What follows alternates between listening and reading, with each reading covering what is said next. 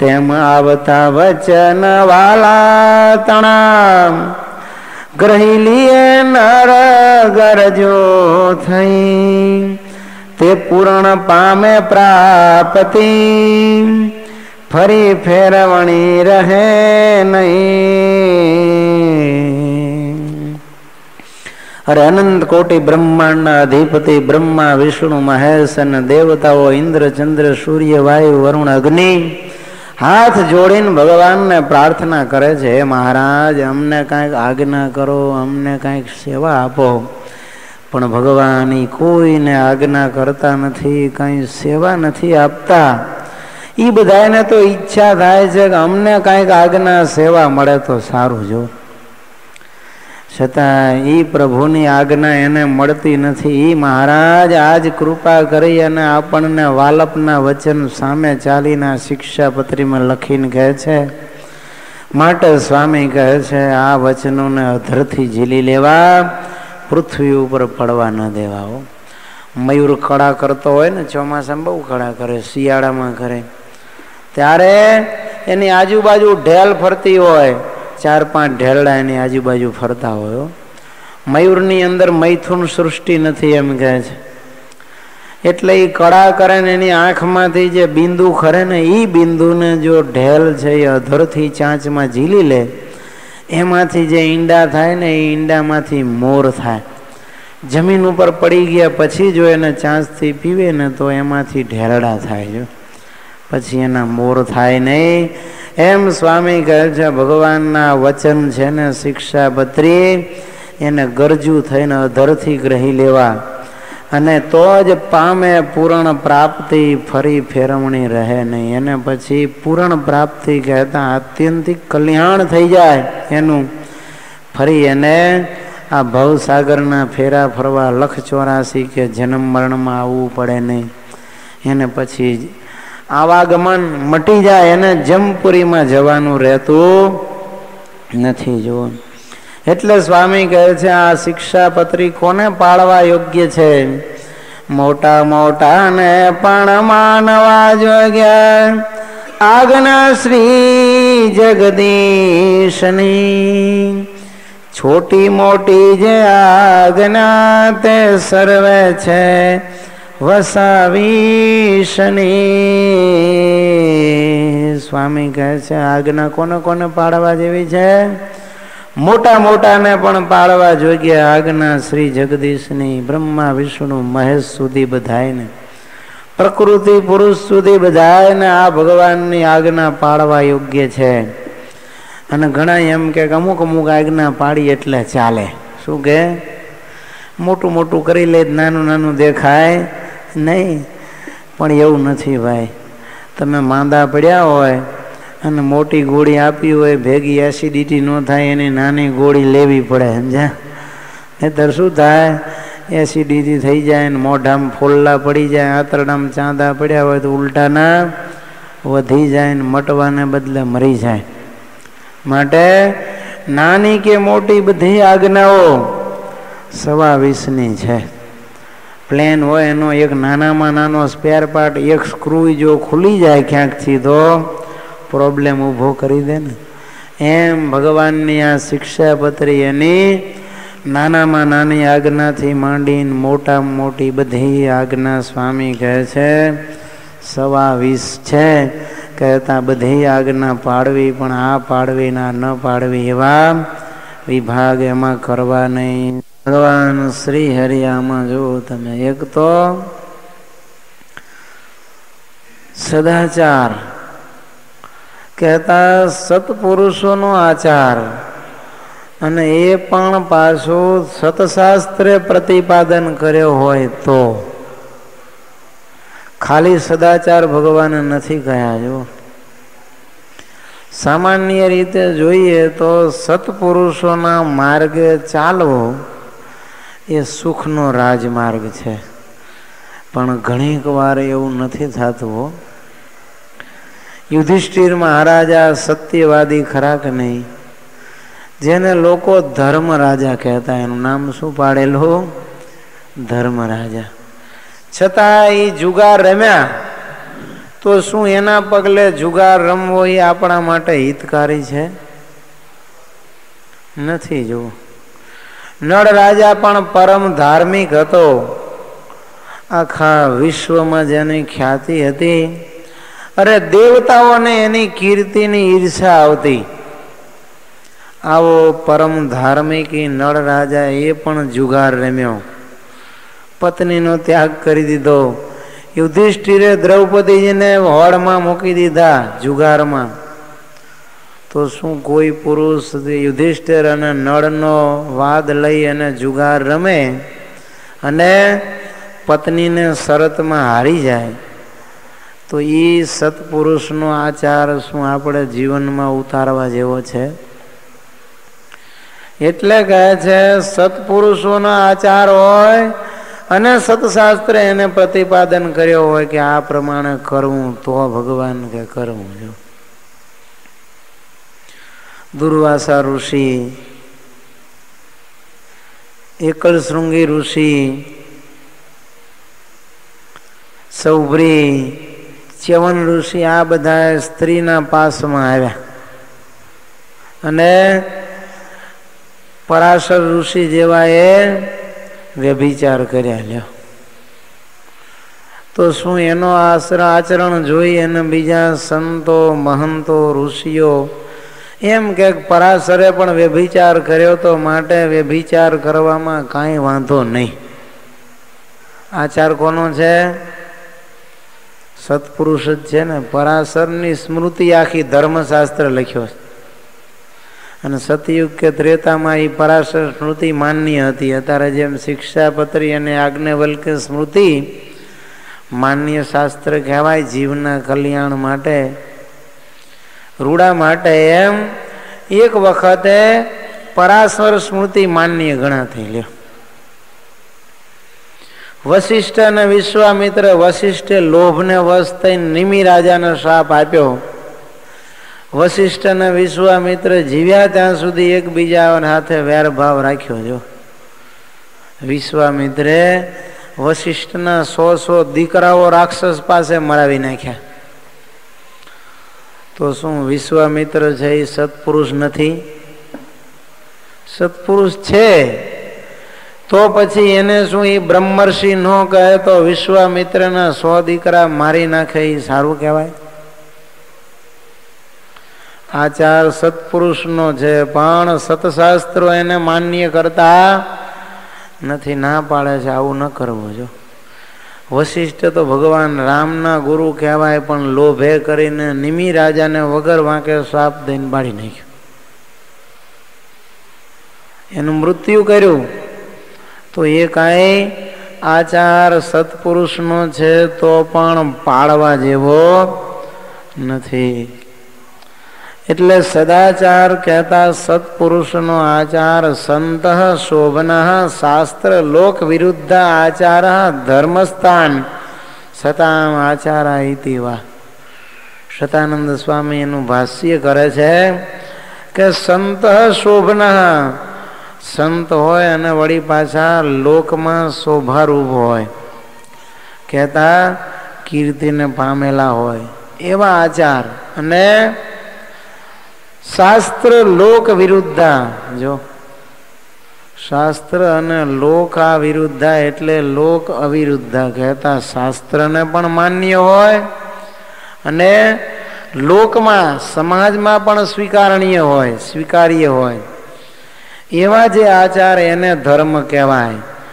અને એવો સત્પુરુષોનો જે આચાર એને તમારે માનવો. જો રામ છે ભગવાન કહેવાય તો સત્પુરુષ તો કહેવાય જ ને એને. સીતાજીની અગ્નિ પરીક્ષા કર્યા પછી પણ ખાલી લોકાપવાદ આવ્યો અને સીતાજીનો ત્યાગ કરી દીધો તો એ આચરણ ભગવાન રામનું છે એ ખરેખર બધાએ આચરણમાં મૂક્યા જેવું છે. આજ ક્યાંથી સીતા લાવશે કયો જોઈ? કોના ઘરવાળા સતી સીતા જેવા હશે? હાલતા કોક લોક અપવાદ એના ઉપર મૂકે તો શું કાંઈ અગ્નિ પરીક્ષા કરાય કે અગ્નિમાંથી હોવારી નીકળ? પેલા તમારું જ જુઓ ને, તમે અગ્નિમાંથી હોળા નીકળી જુઓ. તમે જો એમ કેમ પાર નીકળી જાઓ તો પછી પત્નીની અગ્નિ પરીક્ષા થાય. અને અગ્નિ પરીક્ષા કરવા માટે કોઈ પૈણે ખરા? બધાય વાંઢા રહે. કોઈ બાયું લગ્ન કરે નહીં. જો મન કર્મ વચને ક્યાંક તો નાની મોટી ભૂલચૂક માણસ માત્ર થઈ જાય. કળિયુગનો પ્રભાવ છે, એનું અંતઃકરણ ક્યારેક વિચલિત થયું હોય તોય અગ્નિ પરીક્ષામાં પાસ ન થાય. દ્રૌપદીજી સતી હતા તો એકવાર મનમાં સંકલ્પ થયો ખાલી ચીર હરણ વખતે કે આના કરતા હું દુર્યોધનને પરણી હોત તો મારી આ હાલત ન થાત. આવો સંકલ્પ ખાલી થયો છે મનમાં. તોય પેલી કેરી જ્યારે ચોંટાડવાની હતી છેક ડીટડા પાસે પહોંચી હતી આંબાના. 5 પાંડવોના ફળથી ડીટે પહોંચી ગઈ ને દ્રૌપદી એમ કીધું હું સતી હોય તો આ ચોંટી જાય, ચોંટવાને બદલે જમીન ઉપર આવી.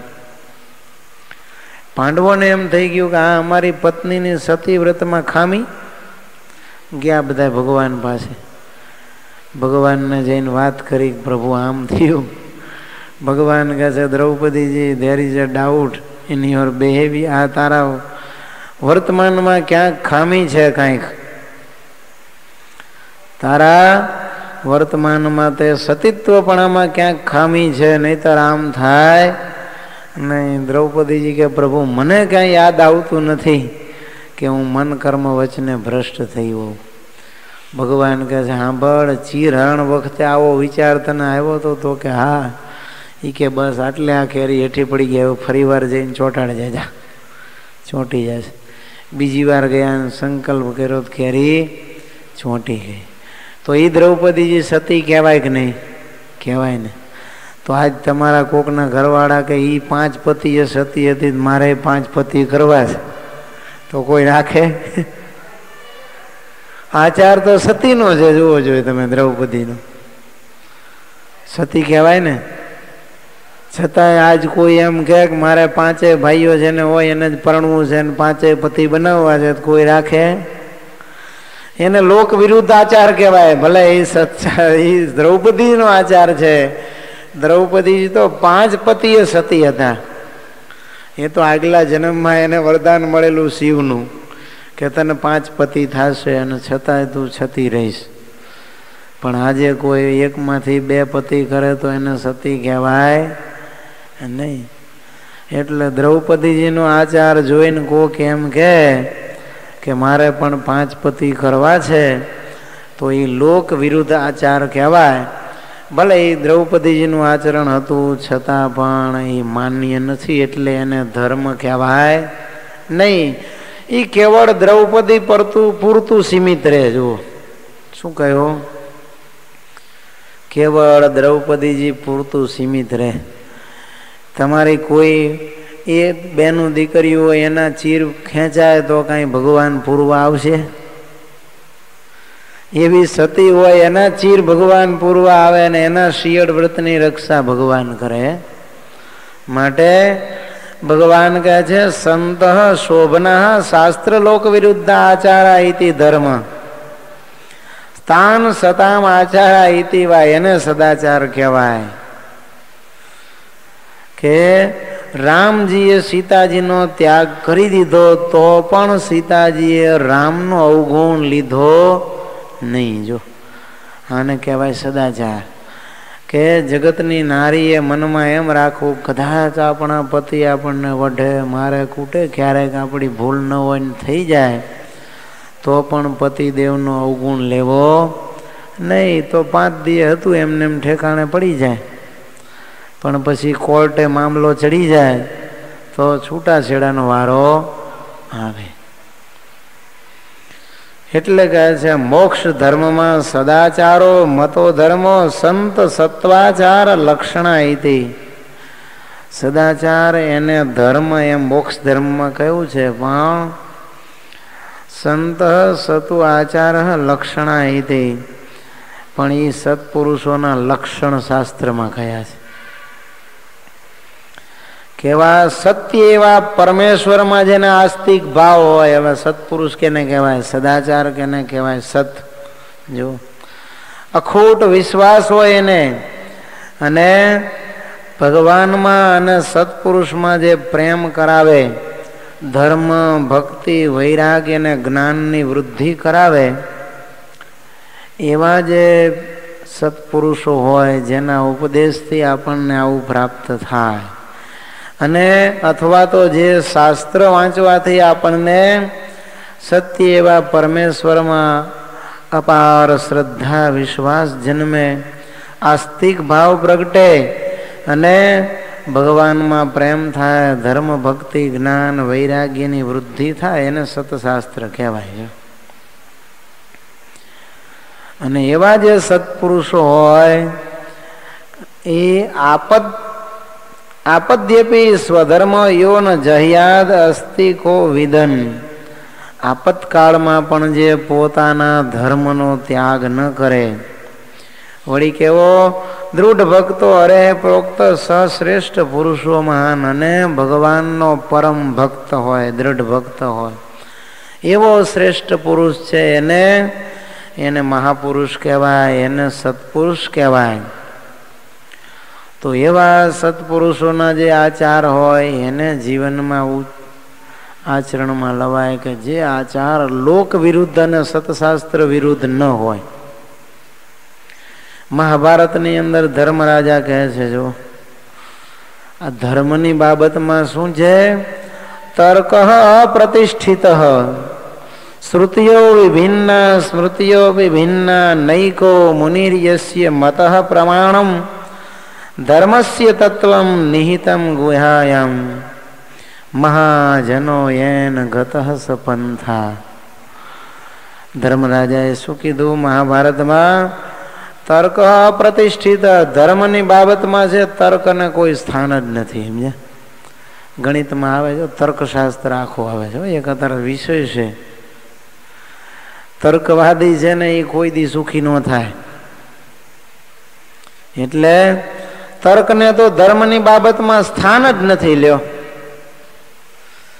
તર્ક વારે વારે તર્ક કર્યા જાય એને એ માણસ ધાર્મિક કોઈ દી થઈ શકે જ નહીં. આસ્તિક ભાવ હોવો જોઈએ, તર્ક વિતર એમાં હોવો જ ન જોઈએ. મહાપુરુષોએ કહ્યું એટલે ફાઇનલ, બસ એ એમ જ છે. જો આ તર્કવાદીઓ એ શું કરે, એક ભાઈ છે ને એ દુકાને, કંદોઈની દુકાને ખરીદી કરવા ગયા, મીઠાઈ ફરસાણની દુકાન, ગરમા ગરમ જલેબી થતી હશે એટલે કહે છે, ભાઈ જલેબીનો શું ભાવ? ત્યારે કે 80 રૂપિયા કિલો. એ કે બહુ સારું, 1 કિલો જલેબી જોખી દો.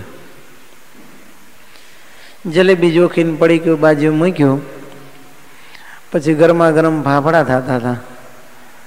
એ કે ઘરમાં આ ફાફડાનો શું ભાવ? ત્યારે કે ફાફડા 65 રૂપિયા કિલો. તો કે એમ કરો ને, જલેબીને બદલે ફાફડા આપો. ત્યાં તો કેસર પેંડા કોક આવ્યું લઈને, એના ઓલા હશે ને રોજના કાયમી માણસો, તાજા ફર્સ્ટ ક્લાસ કેસર પેંડા, એ જોઈ ગયો. એટલે કે આ કેસર પેંડાનો શું ભાવ છે? ત્યારે કે કેસર પેંડા છે એ 120 રૂપિયા કિલો.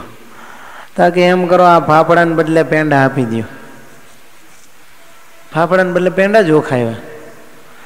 ત્યાં તો વળી બોમ્બેના હલવાનું પાર્સલ આવ્યું. એ કે હા હલવાનો, તાકે હલવો 120 રૂપિયા જ કિલો. તાકે એમ કરો, પેંડાને પડ્યા મૂકો અને આ બોમ્બેનો હલવો એને બદલે આપો. તો વળી પેંડા એક બાજુ મૂકીને ઓલા બિચારાએ બોમ્બેનો હલવો આપ્યો. બોમ્બેના હલવાનું પેકેટ હજી આપે, થેલામાં નાખે, ત્યાં તો સુરતથી ઘારી આવી. એટલે ઘારી આને ગમી ગઈ. તો એ કે ઘારીનો ભાવ સેમ જ છે. તો કેમ કરો ને, ઘારી જ આપી દો ને, હલવો જ બહુ ખાધો, ઘારી જલ્દી મળતી નથી. એટલે ભાઈ એના બદલે ઘારી જ ઓખાવી. ઘારીનું પેકેટ તૈયાર થયું, ફર્સ્ટ ક્લાસ મીઠીને આપ્યું. ત્યાં ગુલાબજાંબુ લઈને આવ્યો એનો ભાઈ હતો, એ તાજા બનાવી. તારે કે આમાં શું લાયા તપેલામાં? તો કે એમાં ગુલાબજાંબુ. તો કે એમ કરો ને, ઘારીને બદલે ગુલાબજાંબુ અમારા આખા ઘરને બહુ ભાવે, ગુલાબજાંબુ આપો. ઘારીને બદલે 1 કિલો ગુલાબજાંબુ જો ખાવ્યા. પછી ગુલાબજાંબુનું પડીકું લઈને પૈસા દીધા વગર હાલતો થઈ ગયો. એટલે ઓલો કહે શેર પૈસા આપતા જ આવતા કે છે ને એ કે ગુલાબજાંબુ ને ગુલાબજાંબુ મેં ઘારીને બદલામાં લીધા છે. શું કે છે? ગુલાબજાંબુ મેં ઘારીને બદલામાં લીધા. ગુલાબજાંબુ પૈસા છે ને આપો તો એ કે ઘારીને આપો. એ કે ઘારી તો કે હલવાને બદલામાં મેં લીધી છે. તો કે હલવાના તો દેવતા આપ પૈસા. તો એ કે હલવો તો મેં કેસર પેંડા બદલામાં હલવો લીધો. હલવાના પૈસા છે ને આપો. તો કે ભલે કેસર પેંડા ના આપ. તો કે કેસર પેંડા ફાફડાને બદલામાં લીધા. તો ફાફડાના પૈસા દે પણ જેના તો આપ. એ કે ફાફડા મેં જલેબીને બદલામાં લીધા માટે ફાફડાના પૈસા નહીં આપું. તો એ કે જલેબી ના આપ. તો કે જલેબી મેં લીધી છે જ ક્યાં? જલેબી લીધી હોય પૈસા આપું ને. પૈસા પૈસા કઈ નહીં મળે. આવા તર્કવાદી લ્યો બિચારાને એક તો કલાક સુધી મહેનત કરાવી. આમાંથી આ જોખાયું એમાંથી આ જોખાયું છેલ્લા કે ગુલાબજાંબુ મફત લઈને ભાગી ગયો. એટલે આને કહેવાય તર્કવાદી. તો આવા તર્ક છે ધર્મની બાબતમાં એને કોઈ સ્થાન નથી. જો ઘણા એવા હોય કે આના બદલે આ પાડીએ તો એ કે ઈ ન પાડીએ ને આ નિયમ પાડીએ તો એના બદલે આ નિયમ પાડીએ તો પછી કે આ નિયમમાં શું લેવાનું છે? નિયમ પાડવાની જરૂર જ નથી. જો આ તર્કવાદી એટલે તર્કવાદીને કોઈ સ્થાન ધર્મના ખૂણામાં નથી. હો કોઈ જગ્યાએ તર્કને સ્થાન નથી. એટલે કહે છે તર્ક પ્રતિષ્ઠિત. આ ફેક્ટ જ છે. એમાં તમે એમ કહો કે આમ નહીં આમ એ ચાલે નહીં. એમાં જે કાંઈ છૂટછાટ હોય એ પણ અંદર લખેલી હોય. કે બાળકો હોય એને નિયમનું લોપ થાય તો એને આ પ્રાયશ્ચિત કરવું. બાઈઓ હોય તો એને અડધું પ્રાયશ્ચિત કરવું. અને 16 વર્ષથી મોટા હોય એને આખું પ્રાયશ્ચિત કરવું. એ નિયમ જ હોય. એમાં પછી કોઈ છૂટછાટ નહીં. એમાં કોઈ તર્ક નહીં. જેમ બસમાં મુસાફરી કરતા હોય બાબો હાથમાં ભણતો હોય તો કે અમારા બાબો તો 5 વર્ષનો છે ને અડધી ટિકિટ લ્યો. પછી કંડક્ટર પાકા હોય એટલે એ બાબાને પૂછે. આમ દેખાવમાં થોડોક નાનો હોય ને તો કે બાબા તું કેટલાય ભણેલ? બાબો કે હાથમાં ધાર કે માવડી હાથને 5-12 વર્ષનો થયો. હાથ વરા હું કામ કાપી નાખો છો? હવે લ્યો ને ટિકિટ રાખી. આવું કરે બધા. જો તો આવી વાતોને કોઈ સ્થાન ધર્મની બાબતમાં નથી. તો હવે ધર્મનું તત્વ ક્યાંથી નક્કી કરવું? તર્કથી તો થાય એમ નથી નક્કી. કારણ કે તર્કને કોઈ સ્થાન જ નથી. તો કે હવે શ્રુતિઓ વેદ. તો વેદમાં પણ એટલી બધી વાતો છે. શ્રુતિઓ ભિન્ના. શ્રુતિઓ એટલે વેદના શ્લોક એને શ્રુતિ કહેવાય. શ્રુતય એટલે શ્રુતિઓ બહુવચન. શ્રુતિઓ વિભિન્ના. એમાં પણ જાત જાતના તમે જુઓ તો વાતો આવે વેદમાં. એ ખરખી વાતો નથી બધી. પહેલા એમ કે માં હિંસ્યાત સર્વભૂતાની. એક બાજુ એમ કે શું કે જીવ પ્રાણી માત્રની હિંસા કરવી નહીં. તો વળી પાછા લખે કે શત્રુ કામો સેન યાગે ને યજેદ. શત્રુને મારી નાખવો હોય તો બાજ પક્ષી હોમીને યજ્ઞ કરવો. બે વાત થઈ કે નહીં? એક બાજુ શું કહે છે કે જીવ પ્રાણી માત્રની હિંસા કરવી નહીં. માં હિંસ્યાત સર્વભૂતાની. બીજી બાજુ કહે છે શત્રુને મારી નાખવાની ઈચ્છા હોય તો બાજ પક્ષીને હોમીને યજ્ઞ કરજો. વળી નરમેઘ યજ્ઞ દેખાડ્યા. જો નરમેઘ અશ્વમેધ યજ્ઞ આ બધા વેદમાં લખ્યા છે. તો એને હિંસા જ ન કરવી હોય તો પછી આ વાત શું કામ કરી?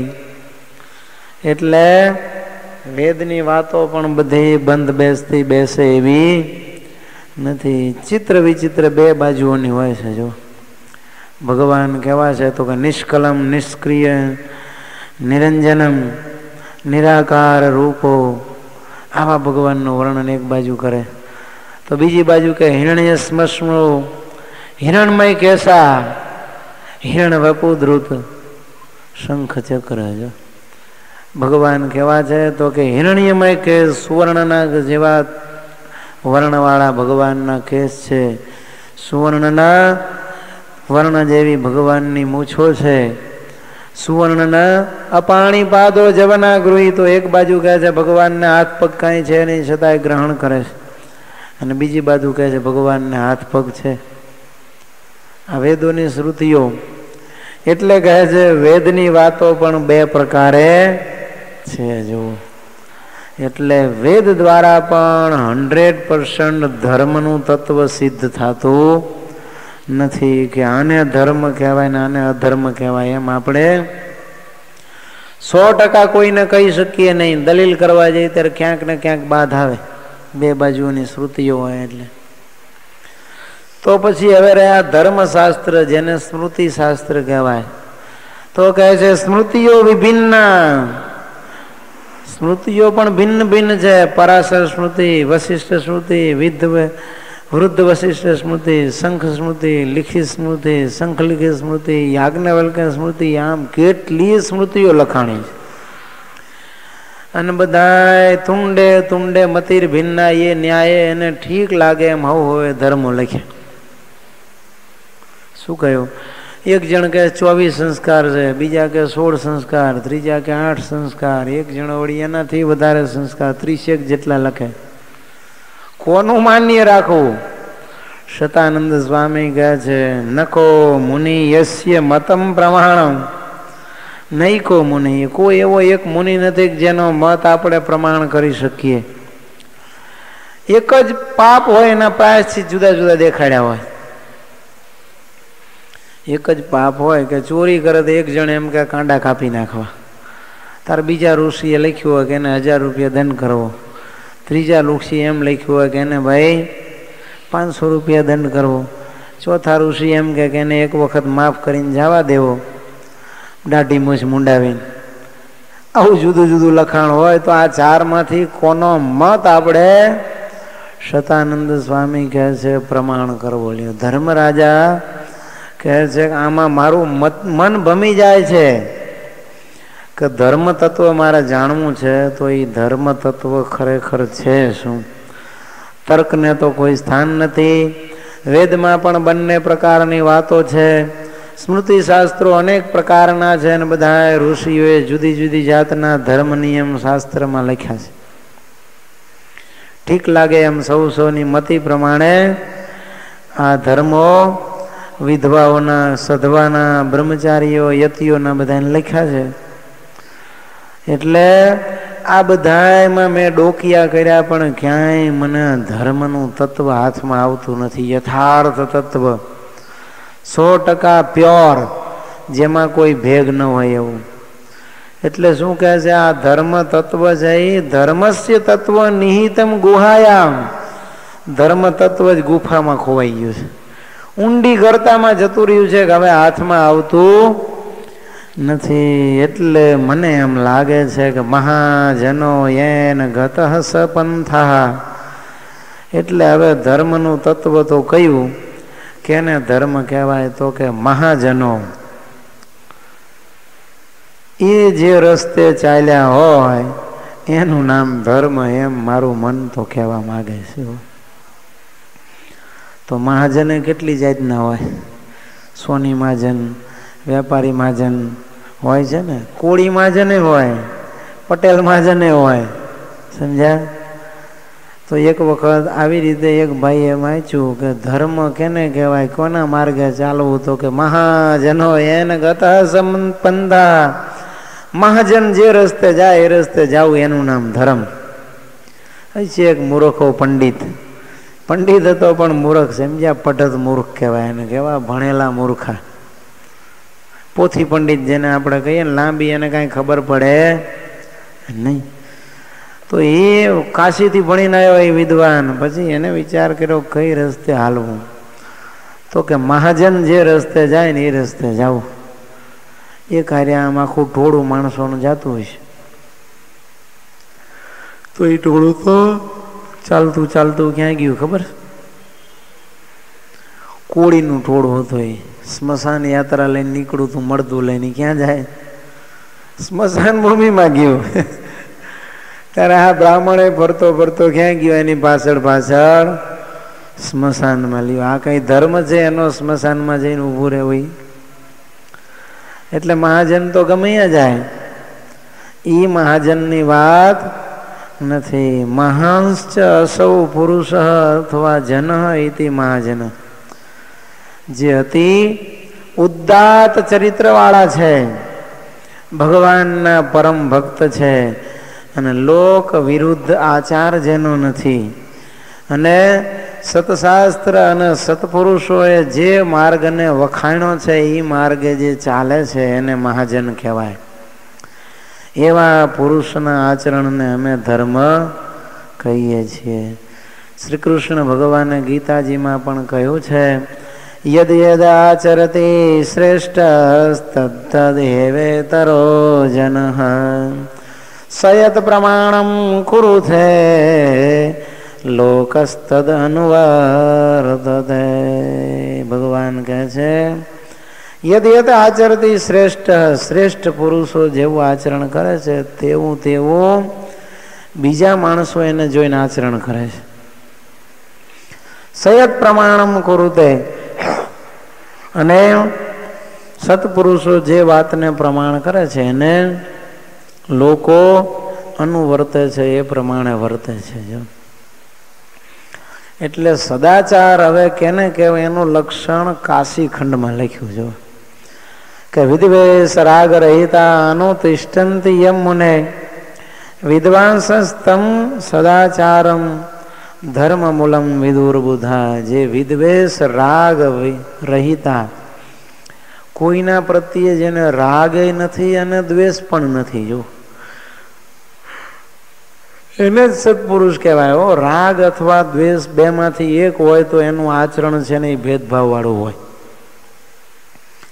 ભલે દ્વેષ નથી પણ જો એના રાગ છે તો શું કરશે? એ કંઈ પણ વસ્તુ આપવાની હશે અથવા તો સજા કરવાની હશે તો જેના ઉપર પ્રેમ હશે ને એને સજા ઓછી કરશે.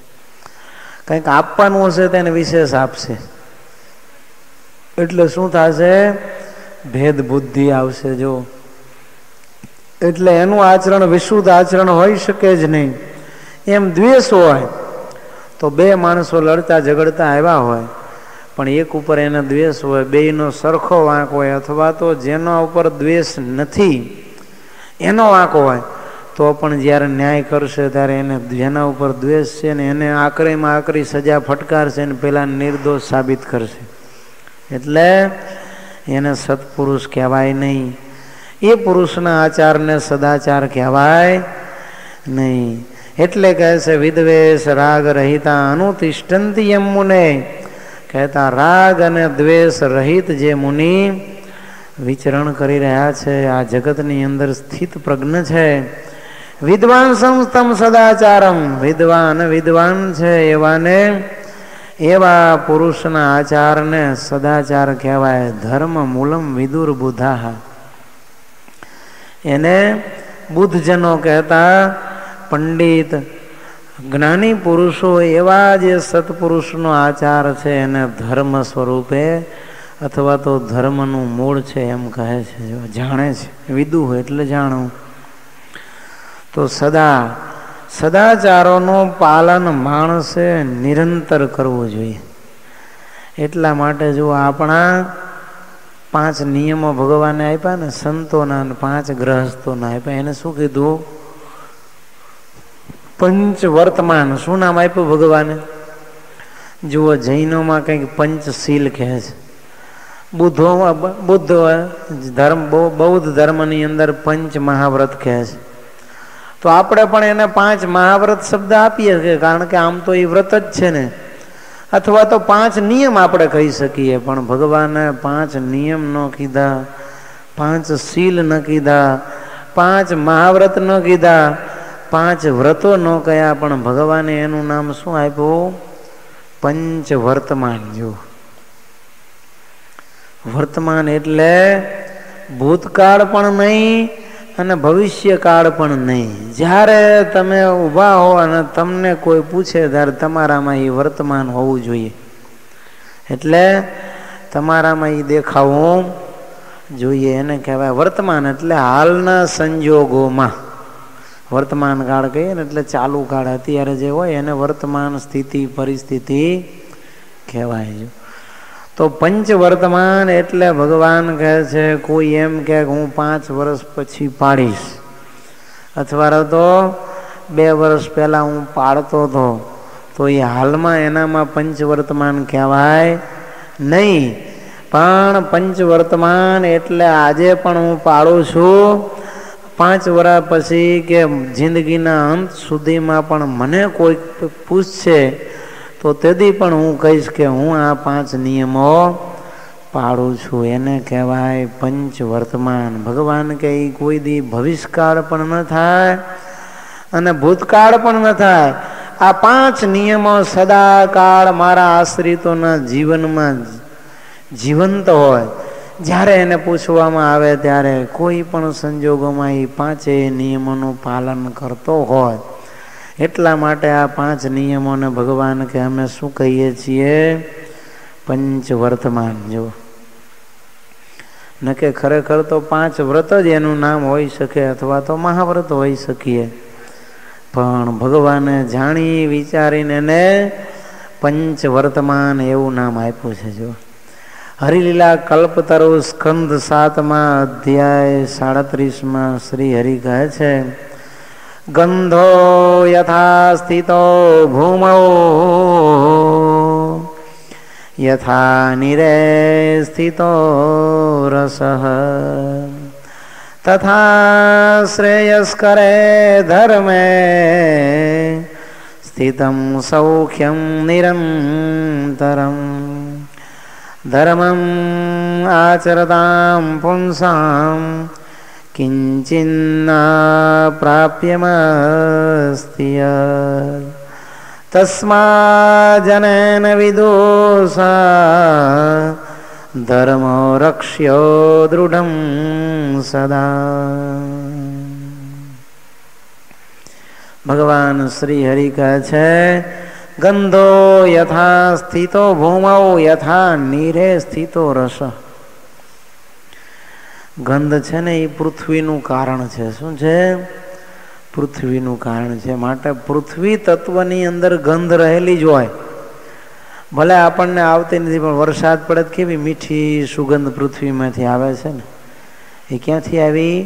પૃથ્વીમાં હતી જ, પણ વરસાદનો યોગ થયો એટલે આપણી નાસિકાને એની લાક્ષણિકતા જે ગંધ હતી એની દુર્ગંધ સુગંધની પ્રતીતિ થઈ. જો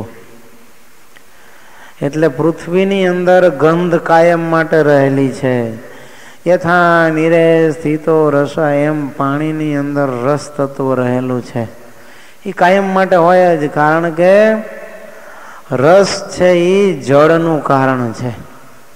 પ્રવાહી માત્રનું કારણ કોણ છે? રસ. રસમાંથી થયું છે તો કારણ છે એ કાર્યથી ભિન્ન ક્યારેય હોઈ ન શકે, સદાકાળી હોય જ. તથા શ્રેયસ કરે ધર્મે સ્થિતમ સૌખ્યમ નિરંતરમ. એ જ પ્રમાણે ભગવાન કહે છે કલ્યાણકારી આ ધર્મમાં કાયમ માટે સુખ સમાયેલું છે. એટલે કોઈ મનમાં એમ વિચાર કરે કે આ ધર્મ અમે પાડીશું તો દુઃખી થઈ જશું, એ વાત ક્યારેય માનવી નહીં. ધર્મ પાડે એટલે એને સુખ સુખ ને સુખ જ હોઈ શકે. હા,